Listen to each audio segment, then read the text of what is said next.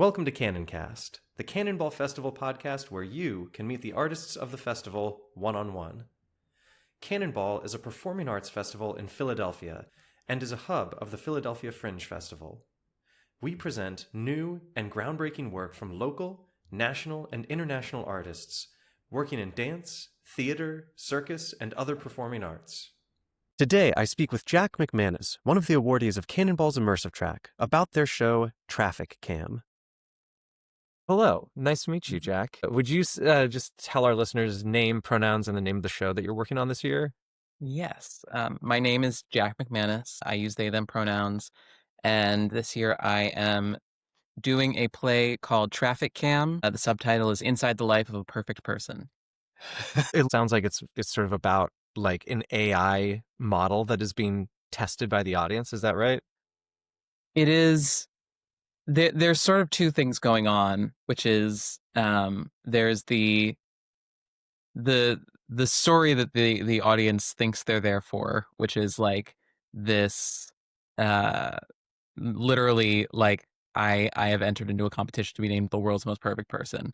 And the audience are the judges, so they have a role in everything as well. There's a lot of sort of interactive elements. And then there is a second story going on of my character's relationship with this, AI story, this strange, like highly advanced AI that has like escaped captivity. And it's a little bit of an obsession that vexes this character that you see on stage. What's the sort of general like audience experience? Are they voting on things to crown you like the most perfect person? Yeah, there's a lot of sort of different modes that the audience are in. A lot of the play, the pretty much all of the play is direct address, and so I'm talking directly to them. Sometimes I will pull audience members on stage for demonstrations of how perfect I think I am. Um, the very first instance of that is I basically want to show off how much I've perfected my ability to sit correctly, and I think the line is what visual input garners optimal relational output. Uh, and it's great. It's a mouthful. Um, and so there are a lot of moments like that, and then sort of the main that there are moments in which the audience really has um, a real say over the character throughout the play, primarily through I call them pulse checks, where I literally several times over the course of the play I pull up a poll on and I have them scan a QR code and fill out a poll and like on a scale of 1 to 5, how perfect do you think I am so far? Um, and then if in the likely event that I don't get all fives, I like get their advice on why I didn't get all fives. I'm like, what would you suggest? And I take that feedback and I hopefully implement it into the performance. What's the sort of like process bit? Like, how did you come upon this piece in your head? Was it something that you've been thinking about for a while? Was it steaming in the background? Is that the phrase, steaming in the background? It is now. It is now steaming, like a pot steaming Yeah, in the background. yeah. I see the vision. Um, yeah, it's a good question. I've not historically considered myself a playwright, and I didn't really realize I was writing this play until it was halfway done.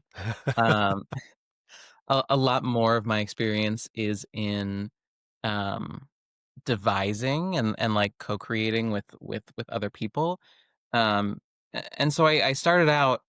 Uh, I think I had the inkling of a set of themes I was interested in, um, and they were around like really me coming to a point in my life where I had graduated college and was in a space where I think a lot of young people find themselves, which is like I'm now like there's not as strictly a set path for me anymore.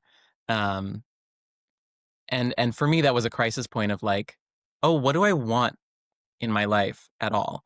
And I was like, what has been propelling me through to this point? Why do I want the things that I want if I don't know that there's actually a personal connection to it? Um, and so I was doing all this journaling. I was like doing like giving myself prompts because that's what I knew how to do as a deviser was like give myself some like writing prompts, and then I was like, oh, eventually I'll get this into like a studio and work on it with some friends. And then I was like, oh, okay, now eventually I was just like, I have the whole body of the script. I just have to like shape it and structure it. And then I did bring it into a little workshop phase last summer where I got feedback from some close friends and collaborators. Um, and then last fall, I took a new draft that I got from that feedback, and I hosted a series of readings at my house, and got another like great set of feedback. That was it was like a little bit of a wider circle of people who I invited. And then in January, I produced what I started to call my production draft, and I was like, okay, and I just started saying I'm going to do this for Fringe, and I didn't know how at the time, and luckily, like the path sort of opened up for me. I like the circles of sharing that happen in a creative endeavor where there's like the first group of people that see the egg version, and then gradually more people sort of start to like circle around it. Hmm. Yeah, I think it's so important. I think the our artistic community is so important for that reason, because like we can share vulnerable versions of our work with the people who are like in community with us. Um, and I think that one of the things that I really discovered through this process is, um, while it helps to be supported by an institution and to have, money coming in to make stuff happen, um, I d I discovered I didn't need to wait for institutional permission to, like, make stuff and try things out, um, and start to, like, develop my body of work, and I think that that can be hard to see, especially as, like, a theater artist, someone who, like, sort of the very nature of theater is collaborative, like, even in a solo work where maybe you've done all the design and you've directed yourself somehow, like, you're still in a collaboration with the audience in a very, very direct way, and so it's really sometimes it can be hard to be like, "Oh, I can do this on my own," or, "I can do this, like, with just the people around me." But I luckily have really great people around me, and so, like, I felt really encouraged and supported on the journey of making this work. I saw that you have a clown director. Yeah. Yes. Was that had you met them sort of through the clown jams, or did you know them through school? So Danny and I, uh Danny is a wonderful, wonderful clown artist, Danielle Levsky, shout out. We met through Fiddleheart Academy. I don't know if you've heard of this. I have not.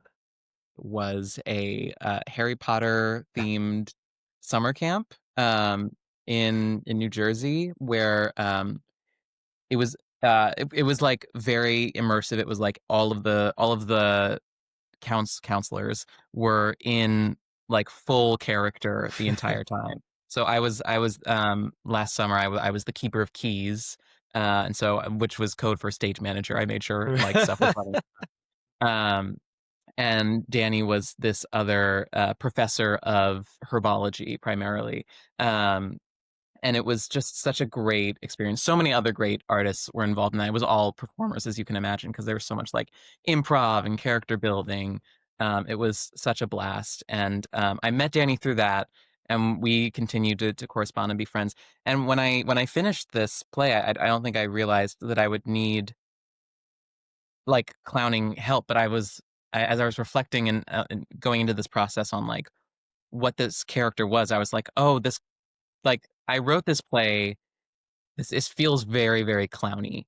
Like it feels like this desperate need for audience, this like the wanting people to like you, the like really needing something from the people who are watching. I'm like, that feels very, very clowny. Um, and there's a like I wouldn't I don't know enough about clown. I'm no clown expert, but I think there is a playfulness to clown that I think I want to tap into in my piece. What's your I'm thinking about AI and I'm thinking about like Harry Potter just because these are Mhm. the things that we're talking about. And I'm thinking about like magical places. What are some other like places that feel magical to you? Mm, that's a good question. Um,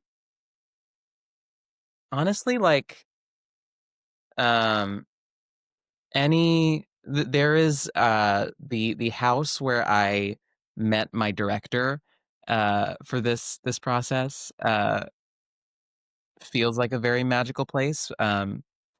My so This play is being directed by Michael Stoller, um, and his roommate Jeff Katz is our multimedia designer. And I met Jeff earlier on, um, but the but he eventually we met a couple times in a couple different settings, and he eventually invited me to a salon that he and Michael host every couple months in their house, like in their living room, where artists can come share like a 5 minute snippet of whatever they want, um, and just like get to hang out. It's a really, really beautiful space, and definitely like I've like found instances of community in Philly, but I think for me that's been like my first real sustained like, oh, these are people I can keep going back to, and that like you have a lot of relationships with people that like come and go based on who you're working on a show with and stuff like that. But these are like it's a wonderful community of people, and it's because of that space that Michael and Jeff, not just for salons, but like there's an acting class that happens there pretty much every week where another friend, Heather Birmingham, runs like basically people bring in stuff to work on, she gives them advice, and it's just a very casual place to again try out new things, and that like that space is always there. They're like, if you're in the neighborhood, just stop by, and I think like that feels so aspirational to me in the way I want to approach um community building and being with other artists in Philadelphia, because um, they're doing the thing, and I think it's really special. I think salons are like probably one of my favorite venue mediums or like type of venue. I feel like Mm. it's such a fun, I don't know, version of coming together casually. It's cheap because it's at someone's house. There's did you ever read the autobiography of Alice B. Toklas? It's about Gertrude Stein's salon in Paris, and the autobiography of Alice B. Toklas is written by Gertrude Stein from the perspective of her partner Alice about Whoa. all of the silly goings on and also how amazing Gertrude is. And it's so like tongue in cheek, but it's also just all about uh Picasso and all these other artists that are like sort of scrolling through their living room. Yeah. Uh it's very fun. I was like, obviously that's the best kind of artist is like hanging out in a living room. Everyone's had like one or two drinks, the perfect amount of Hmm. drinks. Exactly. So how long have you been in Philly? Did you grow up in Philly? Did you come here for school? Yeah. Well, so I was born here, but also I've lived a bunch of places in between then and now. I lived here for about a year after I was born, and then my parents moved to Massachusetts, and then back down to Wilmington, Delaware, and then we lived in Baltimore for a while, and I went to high school in Hawaii.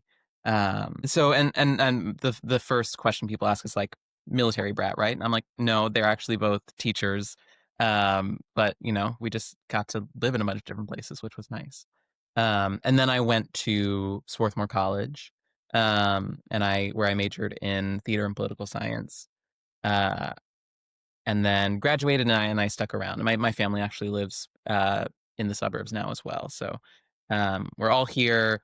It's like I grew up here kind of, because my grandparents and I have some other family in the city, and so I've always come to Philly a lot. I love Philly. I think the art scene here is incredible. And I love that I've had the opportunity to put down artistic roots here. How did you end up in Hawaii for high school? So I have an aunt and uncle who are oceanographers, and they teach at the University of Hawaii. Um, What? and it's pretty cool. That's so cool. They're very cool people. Um, and so that their kids were going through school. My aunt heard about a job opening for a high school principal for my dad. And so he got a job, and then shortly after my mom got a job there. And so we all packed up and moved. They lived there. We The family lived there for 6 years. I was in college for part of that. You're doing 3 shows At Icebox at Project Space. Icebox.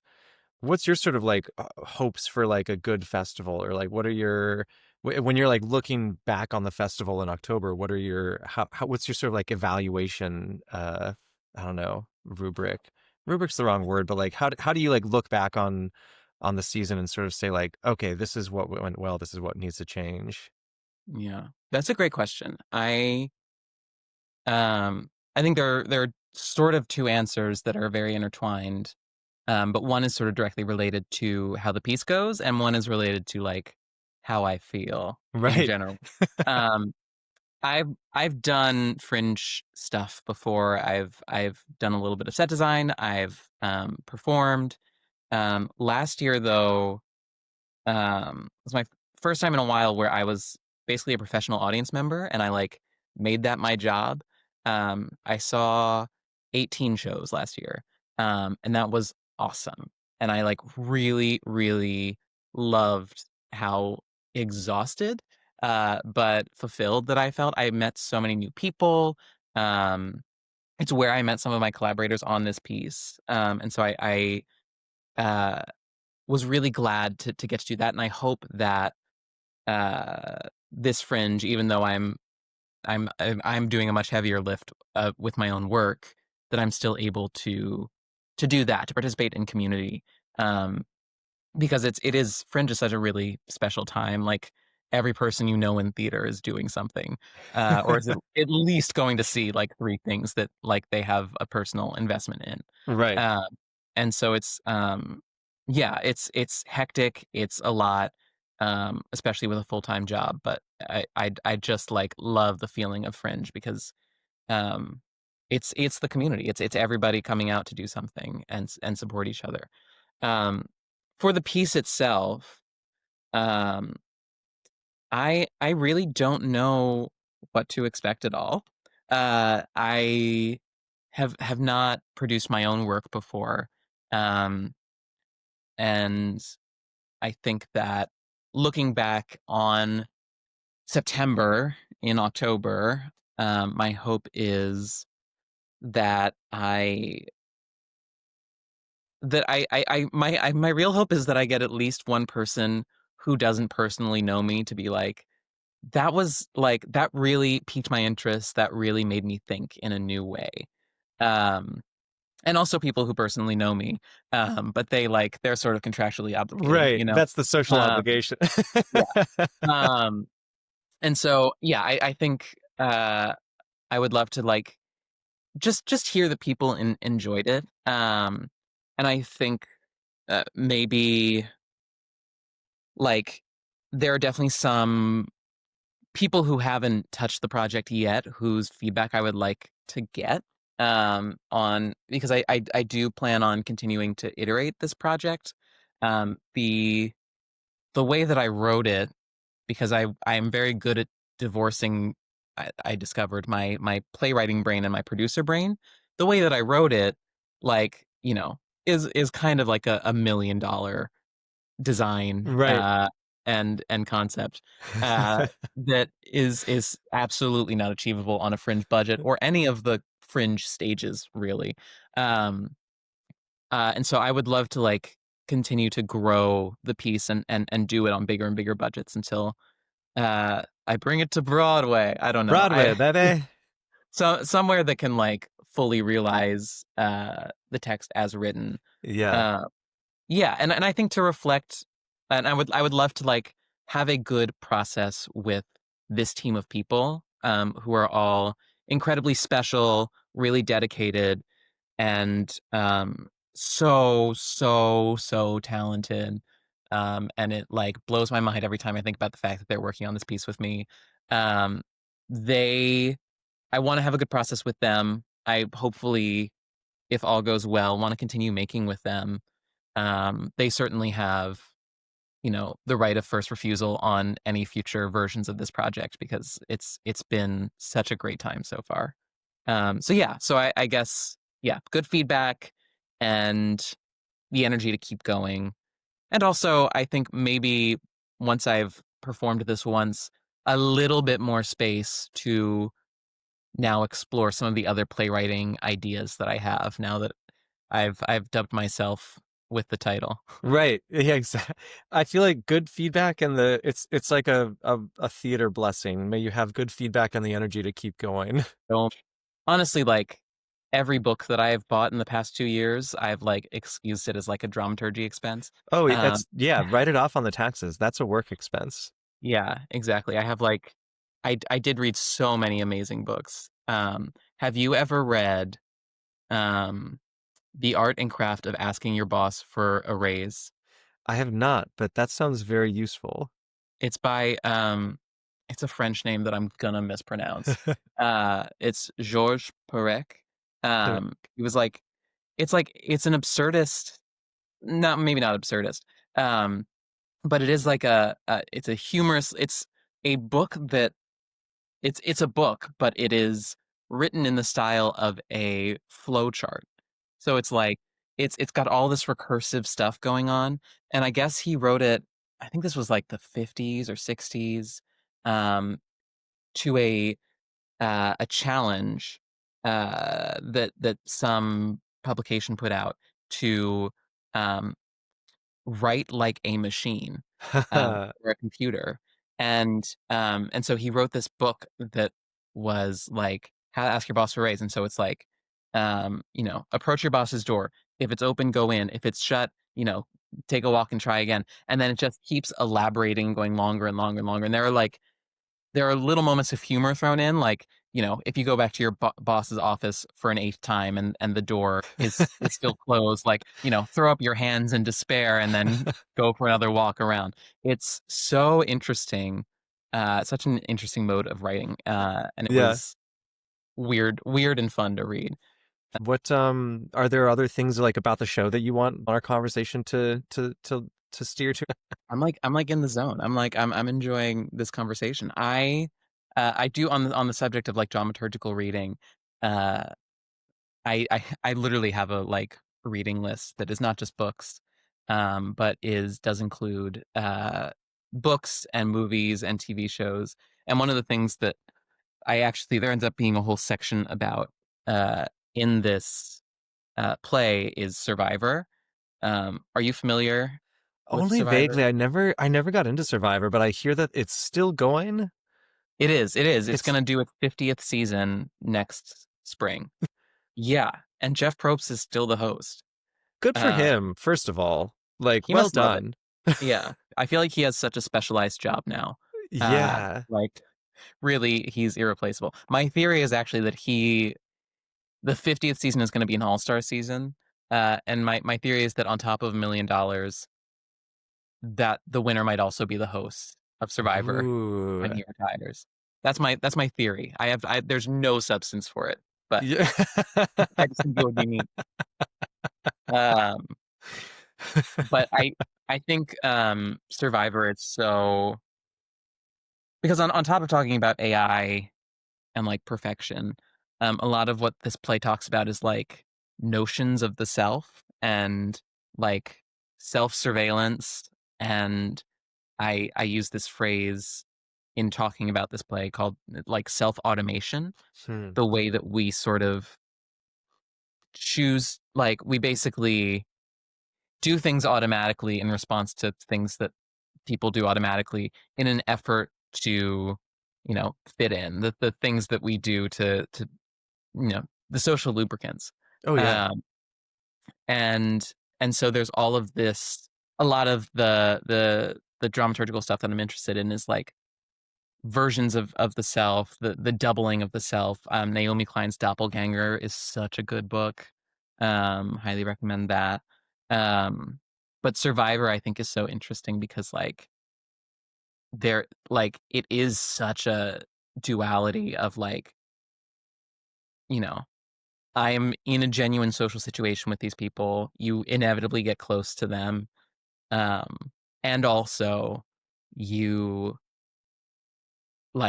you need them all gone to win.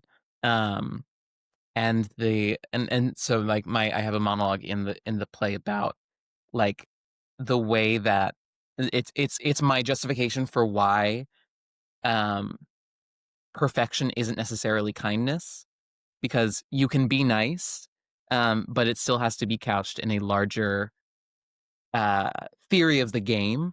And so just as uh in real life, you know you can be nice, but that isn't necessarily going to get you everywhere that you want or need to be. um and I there's a whole Survivor section where I have audience members build a shelter, uh and then vote someone off of their little team. That's the part I'm the most scared of, but also kind of the most excited for, Oh because I yeah. have no idea how it's going to go. Yeah, no, that's the sort of exciting, like when people talk about like dangerous theater, it's always, you know, that question of like how dangerous, how fucked up do you actually want to like make someone feel? You want them to be Mhm. dismissed or voted up, but like the fact that it's coming through this lens of Survivor feels like it helps it sort of soften the blow of their dismissal. Yeah, yeah, and I mean, it is there. We've gone through some scenarios of like, what if the audience member is genuinely upset, and I'm like, I don't Right. know. Um, I but I mean, think that isn't, the sometimes that's what you come to theater for. yeah, absolutely. And certainly I'm I imagine that by the end of this play, I don't have that good a relationship with many of the audience members. Like it becomes pretty antagonistic, um, which is going to be fun. Yeah, I yeah. hope. And so Absolutely. hopefully that means that the Survivor person doesn't feel too singled out. I mean, I think that's such a great way of like showing the paradox of these things. Like you want to bring people closer, but you also need them, like you said, to disappear. There is no such thing as perfection because it lives in that like paradoxical state. Yeah. It's which is, there's a so my husband watches Formula One a lot. Mm. And one of the guys that's won the championship the last few years, someone was, at some public press thing, there was some audience member that was like criticizing him. He was like, Max Verstappen is a huge asshole. And the head commentator was like, well, is he winning? Is he winning though? Do you want him to win? Is his behavior not the behavior expected from the values that you cherish as an audience member of this sport? Right. So who are you to demand that he be the competitive, but this kind of competitive, not that kind of competitive, while also making Weird. that decision at like 200 miles an hour? Uh, like, Yes. what are our values here? Exactly. I am all about I think so much of this play comes from like logical conclusions. It's like, let's take a look at the values that we have as a society and take them to their logical conclusion. I think a lot about AI. I don't address all of this sort of directly in the play. I hope it prompts audience members to think about this, but um I think about AI a lot as a teacher. Um I teach theater, and so it doesn't come into play as much as it does in people's English classrooms. Um but I think about what AI reflects about our cultural values, and this desire for a frictionless life. When actually, what I really hope we can communicate to is that like actually like some of the best moments and some of your best work comes from the friction, from being challenged, from chance encounters, and that you wouldn't have if you know, had this experience that is entirely mediated by technology that caters to you, but really is also feeding off of you. Yeah, yeah, yeah. It becomes this just sort of self-fulfilling thing. Right. AI isn't going to usher in utopia because it's built on a flawed set of Exactly. logic. Exactly. Yeah. There is a book that I'm reading now that I wish I'd read earlier because it is just so this play, called The Age of Surveillance Capitalism. Mm. Such an important book, that is charts the way that we have slowly become, you know, our activity has become more and more monitored on both online and in real life, and is being cached and profited upon without our consent and knowledge. And you know, a lot of it's about Google, uh, but it's also everywhere, and it's I can only read like a maximum of like 20 pages at a time. I'm like it is existentially horrifying. Are there are there any other things that you want to tell audience members that are coming out to see the show? Um I love you. Thanks for wanting to come to see the show. Um and you know, despite the the discomfort of the experience that I hope is productive. I hope that you are provoked into thinking. And maybe it won't be uncomfortable, and maybe I'm maybe I'm overestimating my ability to really make audiences uncomfortable. We'll see. We'll see. Someone out there is going to be like, I wish they'd made me a lot more uncomfortable. Yeah. Yeah. But That's always what I'm searching for. there's always someone in the audience somewhere that's like, yeah, I want to feel even more. Yeah, exactly. It's you like I don't feel devastated enough emotionally. You didn't get up in my face and make me cry. That's a good. I mean, it's good. Get that poll out early. Just have the first poll be like, who here wants to feel freakily uncomfortable? Yeah.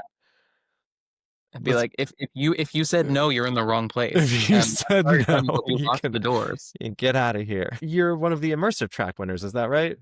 Yeah, well, Congratulations. thank you. I'm really excited about it. There's so much gratitude to Cannonball for supporting this work because it is like a big swing. It's a really strange piece. When I saw the immersive track descriptors, I was like, holy cow, like that's my piece. Like Yeah. it was like, you know, the what they wrote was something like work that has an unusual relationship with the audience in the fourth wall, Yeah. and gives the audience input into the outcome of the piece. And I was like, oh, that's this piece. I'm like, Yeah.